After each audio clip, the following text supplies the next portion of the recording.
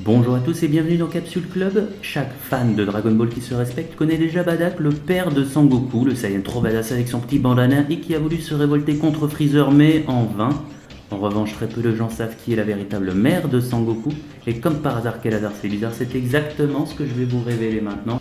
C'est une information qui date de 2014 et certains d'entre vous la connaissent peut-être déjà. Elle est tirée d'un extrait du livre Jaiko, le patrouilleur galactique, qui est un manga écrit par Akira Toriyama lui-même, donc on ne peut pas faire plus officiel en termes d'infos. Mais si vous voulez découvrir ça par vous-même, je vous conseille d'aller lire le manga avant de regarder la suite de la vidéo. Enfin bref, vous êtes prévenus. Spoiler alert. Il y a eu beaucoup de débats quant à l'identité de la mère de Sangoku, des fan art par milliers. La théorie la plus supportée était que Fasha, l'allié de Bardock que l'on peut voir dans le film, était la mère de Goku. Aujourd'hui, fini les spéculations, nous savons de sources sûres que la mère de Goku est... Jean. Non, pas ce Jean. Oui, c'est mieux. Jean était en fait une ancienne membre du commando de Bardock et à force de se faire secourir par Bardock durant leur mission, elle s'était prise de lui. Ils ont fini par s'attacher l'un à l'autre et ont donné naissance au petit Goku et à cette petite pourriture de Raditz.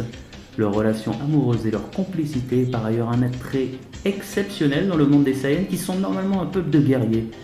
En effet, les relations hommes-femmes sont très rares parmi eux, excepté pour la reproduction. Autant vous dire qu'ils font pas tous les soirs paf-paf chez les Saiyans. Bref, Jean ne se sentant pas faite pour le combat a finalement quitté l'équipe de Bardock pour se convertir à la boucherie. Et non, je ne rigole pas, la mère de Sangoku était bel et bien bouchère sur la planète Vegeta. Ce qui n'est pas complètement débile quand j'y pense, sachant que les Saiyans sont des gros mangeurs, et surtout Sangoku, et donc son père, je présume. Il se peut même très bien qu'être en charge de la bouffe sur la planète Vegeta soit un poste relativement important, pourquoi pas.